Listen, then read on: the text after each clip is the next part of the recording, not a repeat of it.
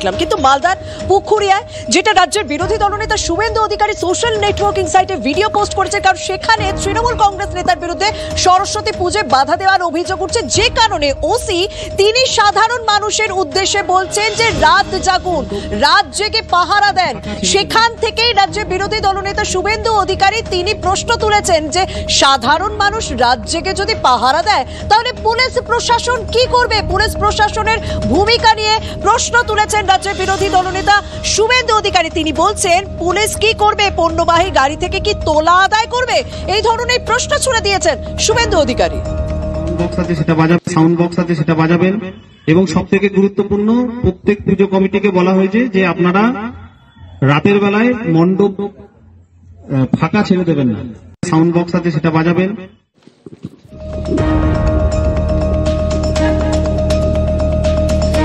শর্মিষ্ঠা, কি অদ্ভুত ব্যাপার দেখো, কোথাও একই কলেজে তিনটি পুজো হচ্ছে, কোথাও বা রাত জেগে পাহারা দিতে হচ্ছে সরস্বতী পুজোর জন্য।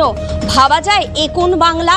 আরও একটি টুকরো ছবি আপনাদের সামনে তুলে ধরবো, যেটা দেখে আপনারা ভাববেন সত্যি এটা কি বাংলার ছবি, এটা কি বাংলার সংস্কৃতি। হরিণঘাটার কথা বলছি। যে ছবি উঠে এসেছে যোগেশ চন্দ্র চৌধুরী ল কলেজে, ঠিক একই অভিযোগ হরিণঘাটায়, এবং এই অভিযোগে ইতিমধ্যেই একজনকে গ্রেফতারও করা হয়েছে। সরস্বতী পুজো করলেই টিচার ইনচার্জকে বদলির হুমকি বাংলা স্কুলে।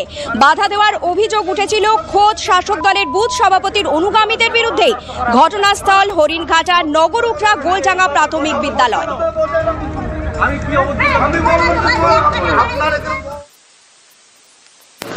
এখানে রয়েছে ব্ল্যাকবোর্ড, স্কুলের এই বেঞ্চ এখন কিন্তু পরিষ্কার পরিচ্ছন্ন করা হচ্ছে, বিনা পানির আরাধনা করা হবে। আর এই বিনা পানির আরাধনা করতে গিয়েই বাধার মুখে পড়েন প্রধান শিক্ষক। হুমকি দেওয়া হয় যে স্কুলের মধ্যে সরস্বতী পুজোর আরাধনা করা যাবে না, যদি করা হয় তাহলে তাকে 24 ঘন্টার মধ্যে বদলি করে দেওয়া হবে। এই হুমকি জেনে রীতিমতো আতঙ্কিত হয়ে পড়েন এলাকার মানুষ। অভিযোগ দায়ের করা হয়। প্রশাসনের হস্তক্ষেপে অবশেষে স্কুলে পুজোর সিদ্ধান্ত নেওয়া হয়। স্কুলের মধ্যে পুজো হবে প্রশাসনের নজরদারির মধ্যে দিয়ে। বেশ কিছু বিধিনিষেধ রয়েছে, তেমনভাবে কিন্তু আয়োজন নেই স্কুলে, শুধুমাত্র পুজোটাই হবে প্রধান শিক্ষক এবং পড়ুয়াদের নিয়ে। হ্যাঁ, বাধা পড়েছিল তো অবশ্যই, আমরা তো দেখেছি বাধা পড়েছিল ভালো রকম, সেটা দেখলাম।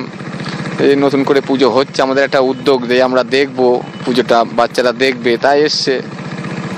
স্কুলে যখন বিদ্যা দেবীর আরাধনা নিয়ে সমস্যা তৈরি হচ্ছে, তখনই বিতর্ক তৈরিকে কেন্দ্র করে রীতিমতো চাঞ্চল্য।